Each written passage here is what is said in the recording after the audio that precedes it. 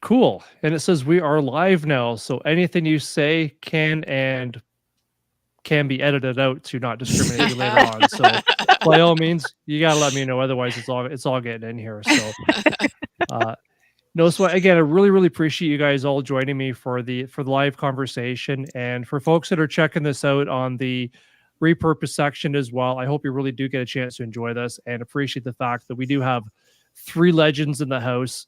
Obviously, I'm not one of them. I'm of course talking about Ronald Kelly, Laurel Hightower, and Red Lagoe. Thank you very much for joining us. So I've had the pleasure of meeting all of you guys at the last year's Scares the Care AuthorCon in Richmond, Virginia. So that was super cool to be able to meet all of you guys there. Brad, I've had a chance to have you on my show before, and it's a pleasure to finally get the other, you other two folks on here as well. Well, thank you so much for inviting us. I really appreciate it. Yeah, absolutely. Pleasure is all mine. So obviously we're all here for a collective celebration of a recent, I'm going to hold it up here. Hopefully you guys can see there too much of a glare there. I thought it was a lunchbox at first. Nice. I love the handle on that. I know. I want to breathe it, you read it, you eat it. It's exactly. So for all of us monster kids that used to have like He-Man and Universal stuff in our lunchboxes, this is kind of a throwback to that. So no, this is perfect. So it's really cool. It gives me a chance to hold like a briefcase and walk down the street with purpose with this thing. So yeah, I like it, and it's protected the occasional fall too. So hopefully you guys can see that. Nice thing too in the repurpose, and is I'm going to use some editing magic and I'll just throw up an image on there as well. So this just finished releasing from Crystal Lake Publications 3 days ago. I want to say was its official release date. It's actually tomorrow. Yeah, tomorrow. Yeah. Yes, your timing is impeccable. Actually, I knew that. This is the launch eve. So thank you. Well, this is really cool. Wow. Thank you very much, guys. You could be doing this with anybody else. So I'm very happy that you're doing it with me. So thank you very much. Thank you. So the book, of course, so you guys all came together with this one. This is kind of a trio of horror. So for those folks that are maybe unfamiliar with Crystal Lakes and their series, so they've been doing a series called the Dark Tide series, which so far you guys are lucky number 13, which I think is extremely fitting considering that this book is called The Devil's Backbone, Appalachian Horror. Just saying to Ron before we went live here that I think that is so appropriate. I don't know who in PR thought of that or if it was just by a happy accident or what, but if you're going to tattoo anything on the Devil's Backbone, it's going to be the number 13. So I think that's pretty cool. So for, I guess to really start it off too. So the fact that you guys all came together, you each wrote a great story for this. So it's a anthology of 3. So, and I'm going to ask you this question here. First of all, guys, you guys can just sort of battle it yourselves. Whoever wants to jump in there first. What exactly is Appalachian horror, and how is Appalachian horror unique from, other realms within the horror sphere? What do you say to folks that want to know what Appalachian horror is to help them understand? That feels like a Ron question. Mm-hmm. Ron's he's our expert. Well, I mean, it's very, very steeped in folklore and mountain tradition, and it's got a heavy atmosphere of place. It's just a very mountain, rural oriented type of horror. A lot of it based on folklore. Perfect. And where does a lot of the folklore come from? Is that more? I think there's quite a few different First Nations were living there originally, and I understand there's a lot of battles and things that have happened there that might allude to some more ghostly folklore stories from what I understand. Yeah, and I know there's definitely some of that. I know the name Kentucky actually means dark and bloody ground. And that is I want to say Cherokee word, but I think I'm probably wrong about that. So I should probably look that up really quick. But yes, definitely. I mean, there's a lot of like indigenous folklore in the area. It was kind of I feel like particularly with a sense of, like us people becoming more aware of representation and that sort of thing, that we kind of wanted to like pay homage to the area without attempting to appropriate anything, from Sure. that, because I am like the whitest white girl from suburban Kentucky, and and I feel like we all were yes, I mean, certainly there are some really amazing stories, some incredible folklore in the area, and a lot of history to that, which is just really it's very rich, and it's something that I would certainly encourage people to read about, but yeah, I went with what I knew and stuck with bourbon, which that's also kind of regionally appropriate, It's okay to appropriate the alcohol. Yes, well, That's okay.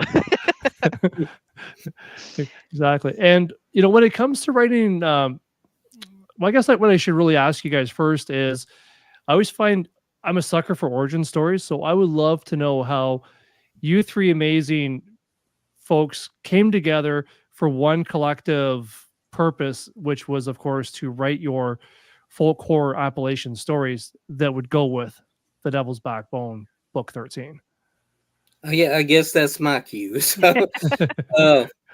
back in August of 2022, Joe Meinhardt emailed me and he said, "Would you like to put together a Dark Tide book?" And I said, that was a no-brainer. Yeah, of course I would. And so he said, "Well, find you some good people that that's compatible with whatever subject that you want to choose." So I just kind of naturally chose Appalachian Horror because I mean that's something that I've been writing for a number of years, and I'm very comfortable with it.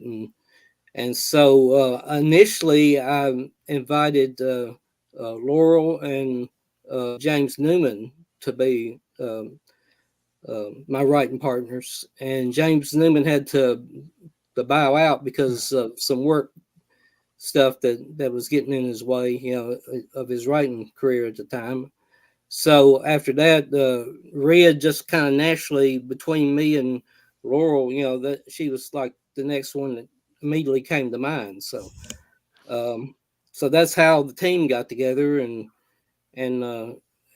I tell you, personally, I felt like I had to up my game on this one because Laurel and Red are incredible writers. They're very well respected and loved in this community, and so I was thrilled to be able to work with them. See, I felt the same way about working with you. I know. Oh my gosh, I'm going to be in a book with Ron Kelly. I have to make sure I bring my A Yeah, and game. I got the email, and when I got the email, it was the same thing. It was a no-brainer. I'm like, do you want to write a book with us? I'm like, yeah, of course I do. I've been excited to work with Red a couple times before this too, so that's been really cool. To get to kind of continue that working relationship. It's just really nice because it's like, I've met Ron a number of times and spoken to and read his work and everything and really respect and like him, but sometimes you don't always know whether someone is going to be like a good fit for that. And I was so like pleased. Everything was just so easy, except like actually writing it. But the whole like working with everyone else was very easy and just very like I don't know. I feel like Red and Ron both gave me really, really helpful feedback when I was having a hard time with mine. And I feel like we were just all communicating very well and very much on the same page about what we wanted to do and where we wanted to go. So it was just really, it just came together really well. It was a really good grouping. It was, yeah. Fantastic. And I appreciate that too, because you kind of segued into something that I was curious about that now I'm very curious to ask you, all of you, is that when it comes to writing themed anthologies, especially something like this where it's very focused on that Appalachian horror aspect of it. Of course, I say focus, but really, I suppose you could take that in any sort of direction. But when it comes to writing for a themed anthology, what do you find takes precedence over considering that, yes, I'm going to write for this one? Other than, of course, it's Ron Kelly that's asking you. Do you find that it's more a matter of, yes, my voice, my style of writing is going to work really well with this? Or is it more a matter of this is really going to challenge me because this is outside of my comfort realm. Let's see what I can do. And I don't even know if this is a this or that kind of question. Maybe it's a bit of both or something totally different. But what are your thoughts about that when it comes to themes and writing your style within that theme? For me, I think it was pretty easy for me to say yes to this. I've been invited to things before where I didn't know if I was a right fit for it because I'd never written that particular type of horror or that style. But this one I had no problem with because it was mountain horror and I love the mountains. Now I don't live in the mountains. I've never lived in the mountains, but I grew up a few hours away from the Adirondacks and I used to drive like I'd be 18 years old. I used to pick up and drive to the mountains, not tell anybody I was going and just hike for a day and come home. and we'll drive out to the Blue Ridge Mountains here and camp every once in a while. The mountains are always calling me. And so I had no trouble saying yes to I always struggle with saying Appalachian horror. I saw that in your Twitter post. I grew up northern, and in the north we say Appalachian, and even the people in the mountains in the Appalachian change say Appalachian, but in the south it's Appalachian, I think, right? It seems regional. I think. Yeah. Like, I'm not helping you out. Yeah, I mean, I'm in central Kentucky, so and that's like a bit. I feel like a lot of times when people picture like stereotypes about Kentucky, they're thinking Eastern Kentucky. And so like I feel like a lot of the things that the patterns that I've learned to speak, I'm like, I don't know, I don't want to speak for actual Kentucky because I'm kind of here, in the middle. I think how do you say it in Tennessee? Appalachian. Okay. Well, I'm in Central Tennessee. I'm not even near East Tennessee, but I'm very familiar with East Tennessee. We go up into the mountains, about every year, and maybe twice a year sometimes, and hike and so I'm, I love East Tennessee and Cherokee, going over into North Carolina and all that. That's we do I'm the same way with mountains. I'm a mountain over a beach person. We've been going to the same little area in North Carolina for over a decade now. Before we had my son, we used to go like twice a year. That's not a thing anymore, but we're bringing him, kind of into that. And it's, I'm a big mountain fan. There is just something about it that just sort of calls you. There's a long trail near where we go that's called the Palmetto Trail, and it goes between North and South Carolina. And I always used to just have my husband go drop me off, and I would just go hike the whole thing up and down and back. And it's the there's air just is something different. about it. Is it? Air Yeah, is different in the I think you're mountains. right. I love it. I had when I was growing up and we'd do trips to the mountains, that's what I remember. That's what always came back to me was that foggy feeling of the air first thing in the morning. Absolutely love it. Oh, yes. Yeah. Getting up and now I'm just going to be all vacation oriented, but for the longest time there was a very specific cabin we would go rent, and it was very like simple. There was no Wi-Fi, there was no television. We had ourselves a blast. And yes, you're exactly right. In the mornings when you get up and the fog hasn't lifted yet, and just to like get that first cup of coffee and just kind of look out at that, it's pure magic. Yeah, it really is. And I find that too it just seems like there's so much freedom, but at the same time, it just feels like you're part of something that's so much bigger than yourself. And you realize that, what was this expression I heard once, that if you pan away from the earth far enough, anything you ever thought was a concern or a problem is so insignificant because you can't even see it anymore if you're panning out far enough. And I find that's kind of what the mountain is, at least my minimal experience that I've had in the mountains over here in Canada. So, which is probably why if I pronounce Appalachians, I'm probably going to pronounce it Appalachians. It's that French influence in the north. There was a lot of French influence. I looked this up when I was doing my research. The maps that they had for the region back in like the 1500s, it said Appalachia. or Appalachia. But those maps, there's no way to explain how it was pronounced. They'd send these all over the place. And so people up north would read them. They had a lot of French influence. So, of course, they called it Appalachian. Right. Well, and technically, and I was reading about this as well, that it does actually, technically, part of it is, in fact, part of the Appalachian Mountains is in part of France as well, because there's a certain region there, I guess, that's attached itself to, I'm sure I'm not going to use the right term. It's kind of colonized itself with part of France. That's probably completely wrong. I was not a geography kid, but it is part of France. Yeah, when the range originally formed, the Appalachian, what used to be what it used to be was this massive range. It was more like the Himalayas, there was this massive formation, and then it weathered over a billion years or whatever, and then plate tectonics separated them. And so what is the Appalachians today? There are other mountain ranges on the other side of the ocean that used to be part of the same mountain range. Wow. I love cool. love that connection.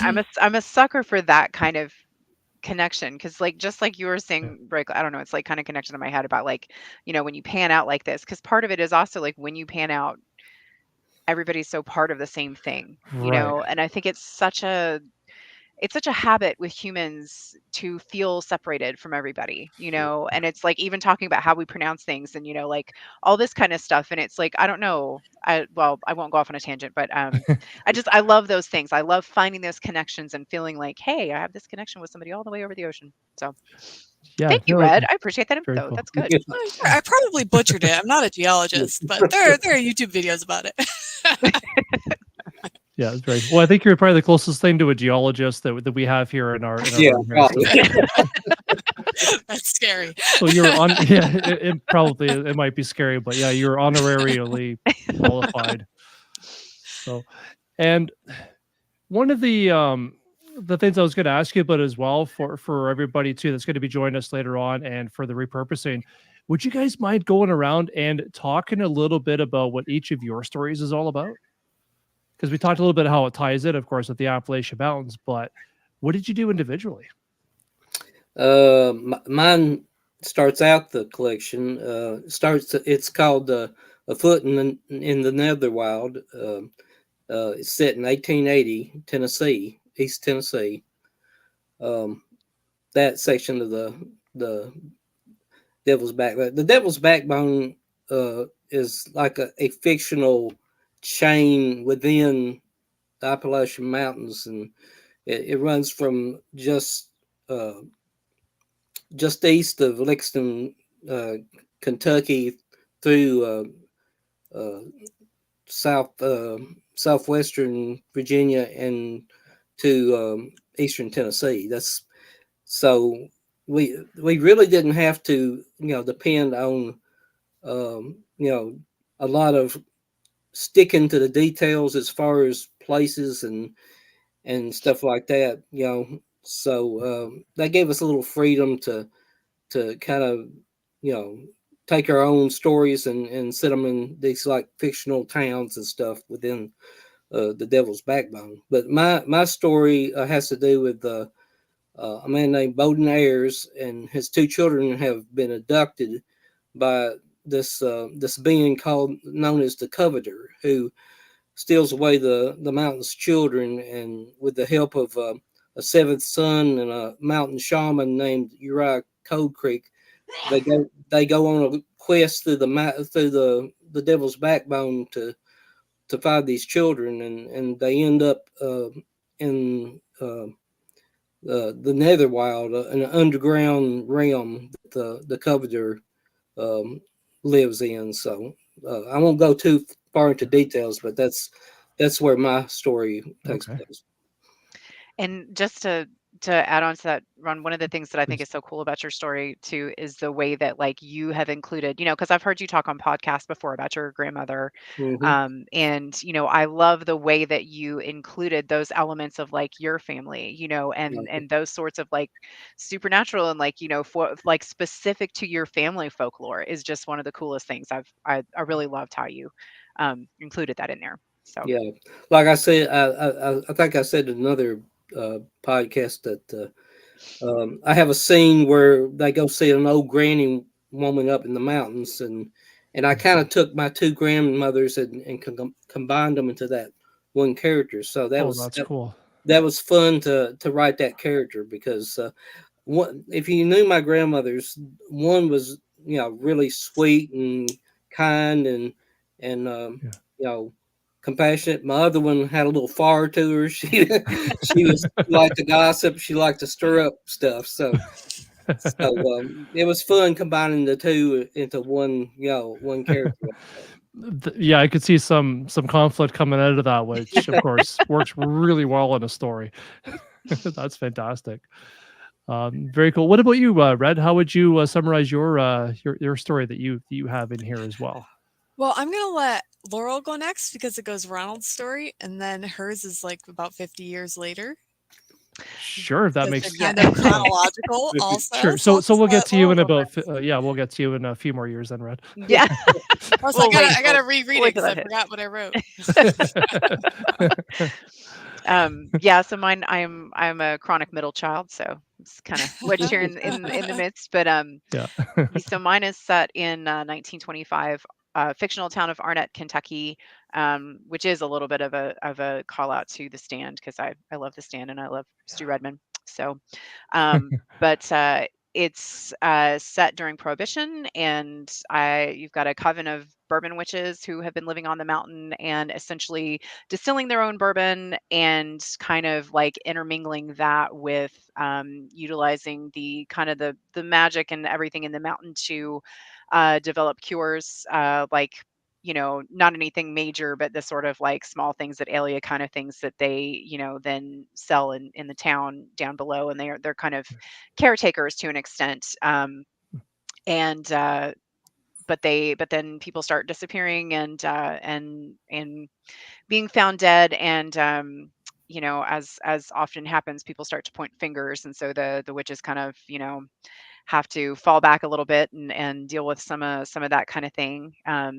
And I really enjoyed getting to use I come from a family of, I want to just say I come from a family of bootleggers, because that makes it sound like we're all really cool. It was really just one lady. She was really awesome. But Georgie, she was my great grandmother, and she was a bootlegger. She distilled, I think, moonshine and possibly bourbon. Is one of those things that like certain generations don't want to talk about. So you lose the information. You're like, damn it, that was cool, But yeah. So it was fun to kind of get to include that a little bit. Very cool. Yeah, so mine takes place approximately 50 years after that, in early 1970s, and it's about this area of the mountain, or really close to the mountain, where people have kind of settled and started building homes and stuff. And the people who live there kind of thrive off the land, but the mountain often wants to take things back. So mine is about a science-minded high school graduate who doesn't really believe in the magic and the folklore of the mountain that everybody warns people against, because there's this water hole called the Devil's Bathtub that they warn you shouldn't go in because it can bad things will happen. And he doesn't believe it. But then when his brother is away at Vietnam, more people start to go missing. People are acting strangely, and he's got to kind of figure out what to do to keep his people safe. Very cool. Very cool. No, what a great combination as well. And I love the fact that you can get so much variety in storytelling just from one specific theme, which is pretty awesome, which goes to show that they definitely got the right three people together here to really make the most out of the Appalachians. At least the parts that that aren't in Canada.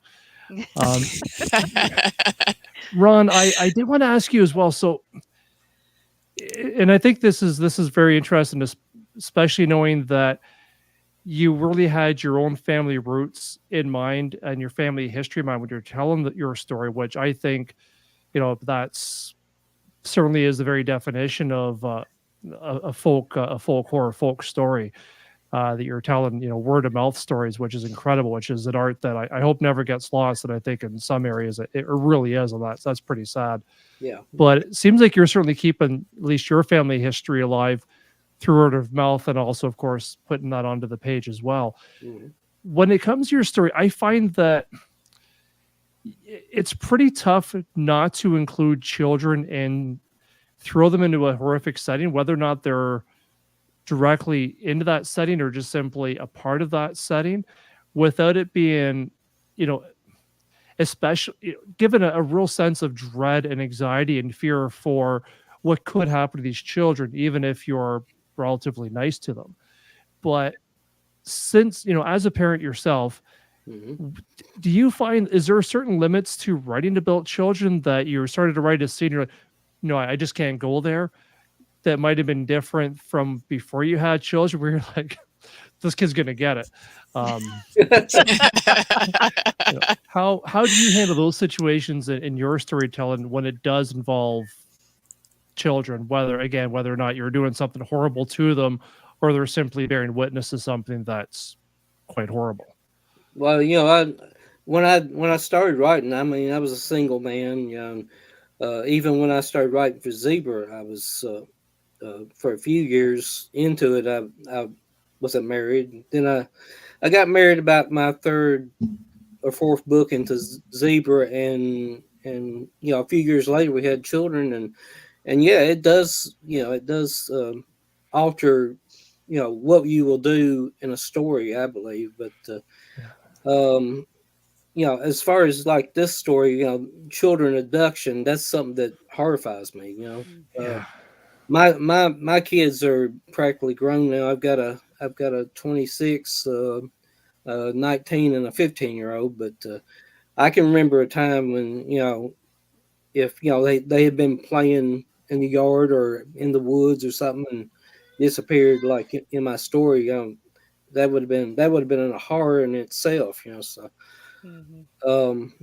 But yeah,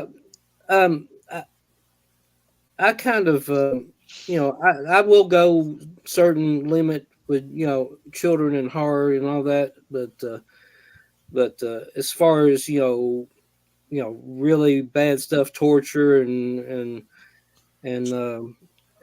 child death and stuff like that, I personally kind of shy away from that. But but there was a time when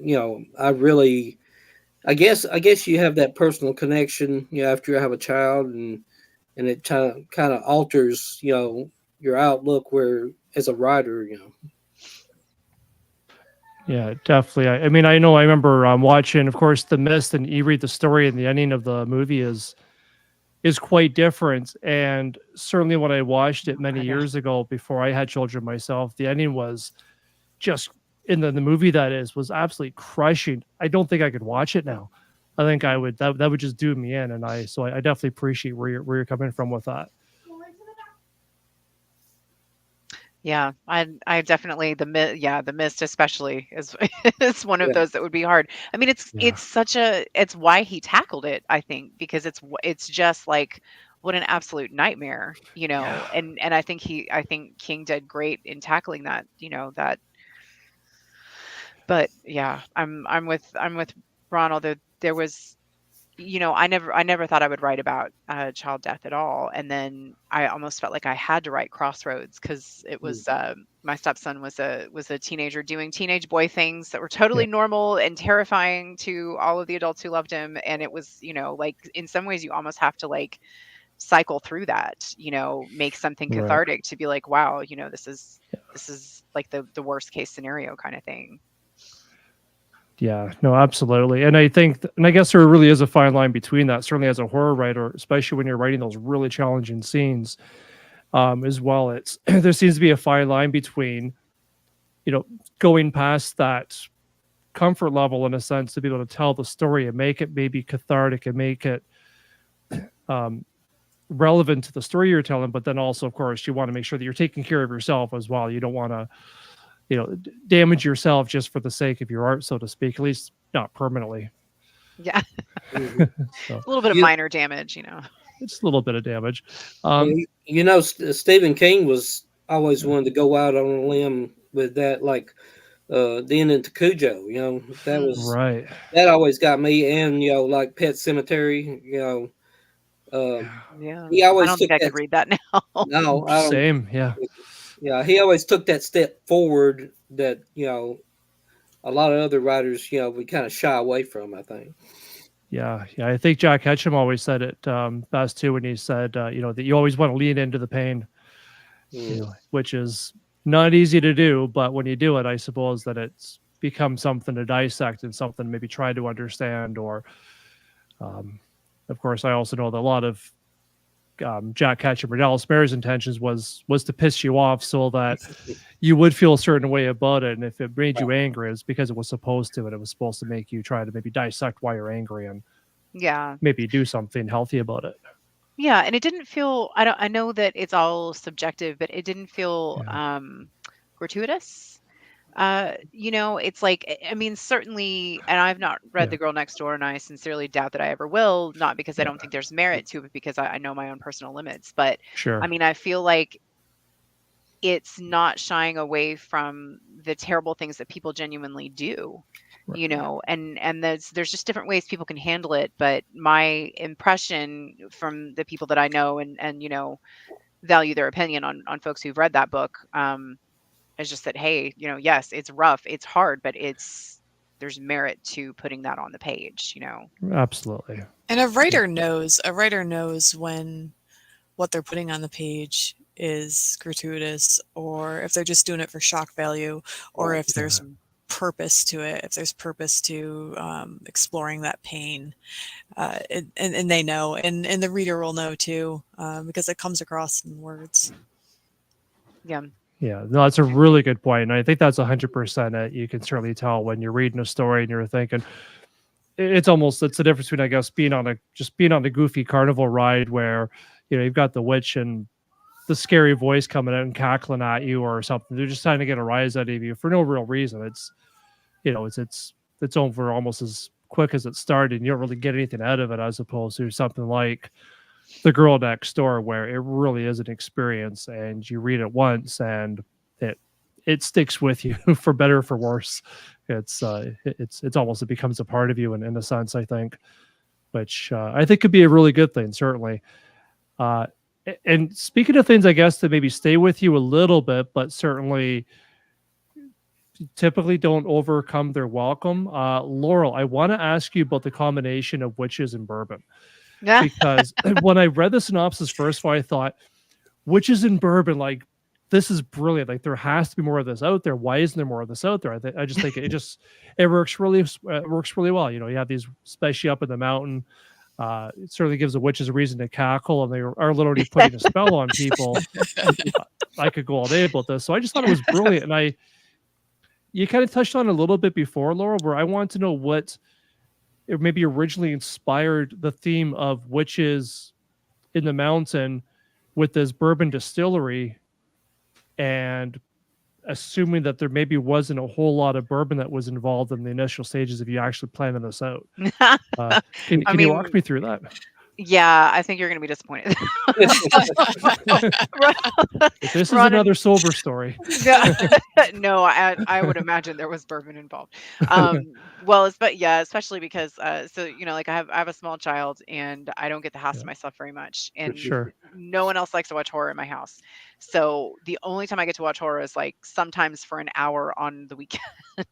So I would like immediately go like turn the TV on, you know, as soon as they were gone, and like pour myself some bourbon. So inevitably, yes, there was bourbon involved. But yeah, I was watching, like I had wanted to involve you know, something having to do with like the distilling and sort of the bootlegging thing, because I just thought that was a cool element of family. I just had wanted to use it at some point.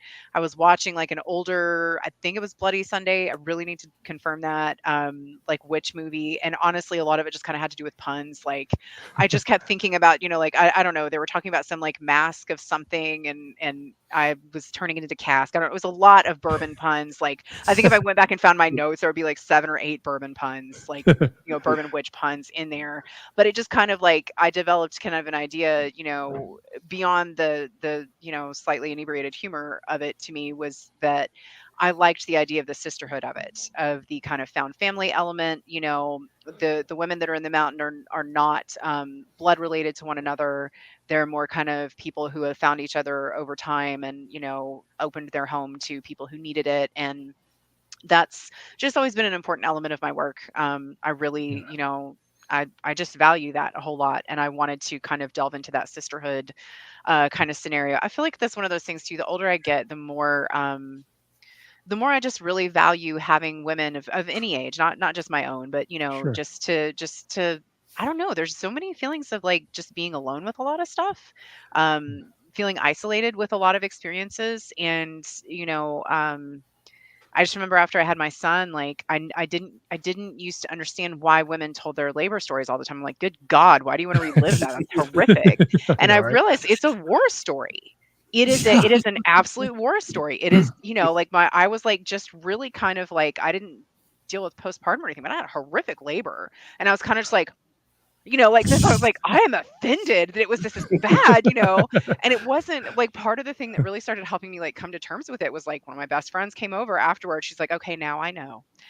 You need to tell me, you know, and I was like, Yeah. this is why, okay, you know. So it's I don't know, these sisterhoods of like just being able to share this information, and you Sure. know, and it's not just the magic that they're sharing, it's the knowledge. Okay, I'm rambling, sorry. But No, yeah, no, that's fine. I think it's really cool. And in a sense, it's almost, and I like the idea too that, you know, certainly in your story, they're almost sort of these caretakers who are helping the people out down below. They've got their own thing going on, but they're also, I guess, in a way, their bourbon is the bridge to the villagers, if you will, down below, which I thought was really cool.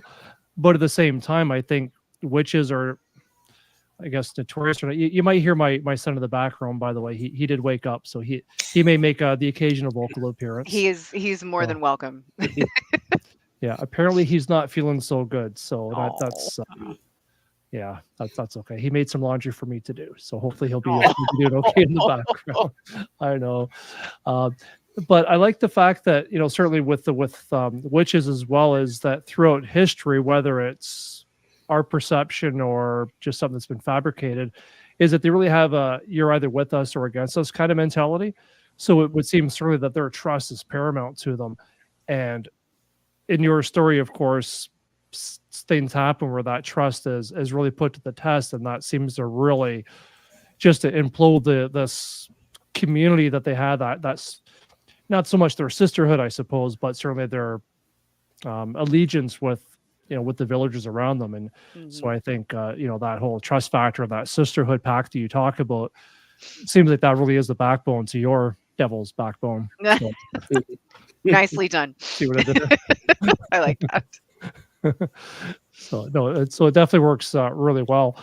And Red, I also found too that it was really interesting with you know, the story that you tell in here as well, certainly with the you know, the gatherer, that, you know, you talk about the devil's bathtub in there, and I looked it up too, and it's actually a beautiful looking place, Mhm. and it almost teases the idea that by the time we get to your story, we'll get a little bit of a rinsing off, if you will, after having survived the first two from Ron and Laurel. But I'm guessing that nothing could be absolutely further from the truth about that.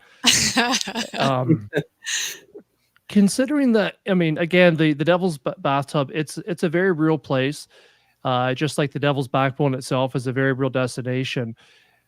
What do you feel? What do you find that to be advantageous and maybe even restricting, possibly, about using very real places? And I know you've done this before in other stories of yours, but using really very real places rather to sort of set up shop for the dark story that you need to tell. I think using real places, it kind of grounds the reader a little bit. So there is a real devil's backbone. It's just like a little ridge, but I think Yeah. it's in Virginia. But this Mhm. is a different devil's backbone. Like Yeah, our I devil's didn't know backbone is a that little at the different. Oh, okay. Yeah. I'm glad you mentioned that then. Yeah, so our devil's backbone is fictional, but I did use a real water hole that is in the location of Okay. approximately where this ridge would be. And I was kind of struck by it. heard of it before. I've seen pictures of it before. I've never been there. And when I was kind of researching the area where this mountain range would be, I saw that it was on the map. And so I started looking at pictures, and it inspired most of the story. My research of the formation of the mountains and the Devil's Bathtub. But yeah, whenever there's like a real place, it's a little easier to just describe it, to name the streets in the town that the story takes place in, and then anyone who's actually been there, they enjoy that too. They feel a little validated knowing the area. But yeah, using real locations can ground the reader. I think sometimes it takes a little more work to use made up locations. Right. And I know you mentioned before, Tirad is, on top of being a writer, of course, you're also an artist. And you mentioned that you often work from images first and then words second. So I would imagine that having a real place to imagine or to picture in your head without so much having to imagine, that you can put your imagination onto, probably is I would imagine that's a nice springboard for you. If I can use the imagine that many times in one sentence. Imagine. Imagine that. Yeah, I've always been very visual, and everything comes to me visually first. And that visual of the Devil's Bathtub, it's beautiful, and it almost looks like a geode when you're looking down into it. It's very pretty. Yeah. And I was just struck by the image, and I had to write it. So yeah, and then I also pictured just my own hiking experiences, and a lot of that just comes back to me. I remember everything. I remember all the visuals of everything. The rest of my memory is crap.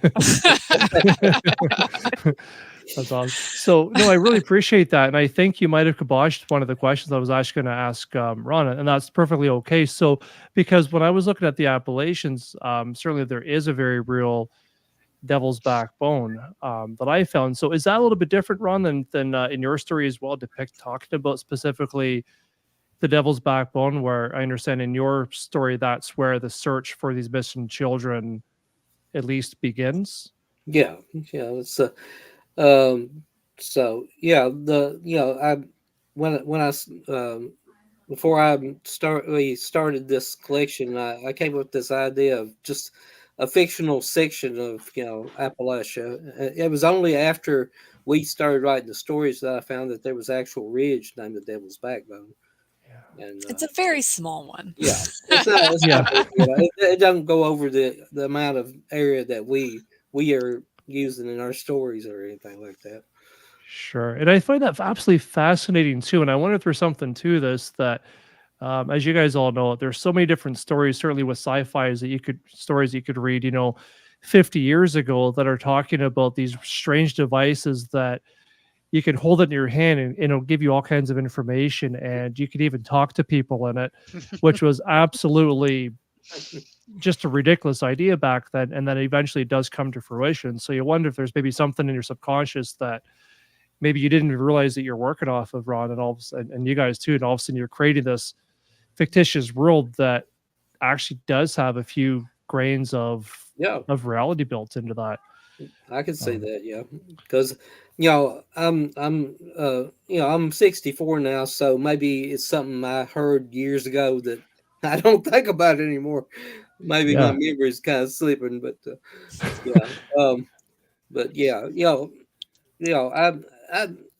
I'm the kind of writer who takes things. I collect bits and pieces of information, and during the course of a story, I can just pick up one out and maybe implement it in the storyline and stuff like that. But I've always been like that. I've always been heavily into history, Civil War history, Southern history, and stuff like that, and Western history too. I started out wanting to be a Western writer before I was a horror writer. So, and but yeah, I can see where maybe there was a subconscious, some information that I had gathered before that maybe, kind of got the ball rolling or something like that.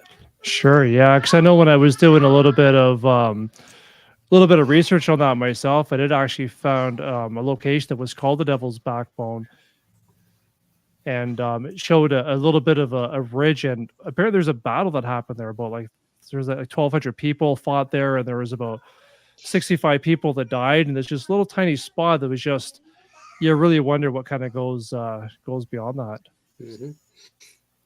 So no, Well, it's very fascinating. The Devil's Backbone is part of Appalachia, and Appalachia is really ancient. So our stories took place a very long time ago. So it's very possible that our Devil's Backbone vanished with history or devoured the surrounding mountain, and a new Devil's Backbone appeared up north. Headcanon accepted. That's the All story. right. I like it. I'm gonna memorize it. So that's the real reason they call it Newfoundland, because they just newly found that's apparently where the Appalachians started, is in Newfoundland. So maybe that's why.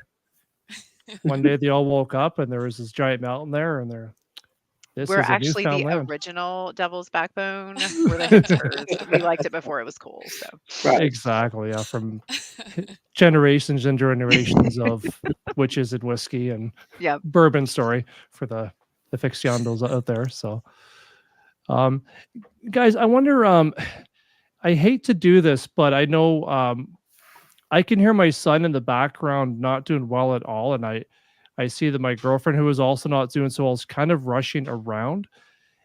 Is it possible that we could do a part 2 a little bit later on? Would that be okay? Or of course. Yeah, go. I take absolutely care- hate go to do take this care to you of- guys, but No, You're go fine. take care of your family. We're getting close to the hour mark anyway, right? Yeah, we are. Yeah. So Yeah. absolutely. us Go old take folks care are of the needing a family. nap here. We all have kids. We know what this is like. Oh, yeah. Yeah. It happens. Perfect. I appreciate. Yeah, I don't know how other podcasters do that. Some of them that I watch, they'll have their kid literally sounds like there's a SWAT team at the door trying to get through, and he's like, "Oh, that's just my kid." Wasn't that? So I'm like, wow, he must be paying his nanny a lot of money. Yeah. So No, awesome. you're No, I fine. really appreciate this, guys, so much. Thank you very much. I do have a few other questions that I did want to ask you guys. So I don't know. I could maybe send you guys an email if that's okay, and we could do a part 2. Sure. Yeah, Yeah. that sounds great. That's good. Yep. Okay, you guys are absolutely amazing. I really appreciate this. Yep. Sure thing. I hope everybody feels better. Yeah.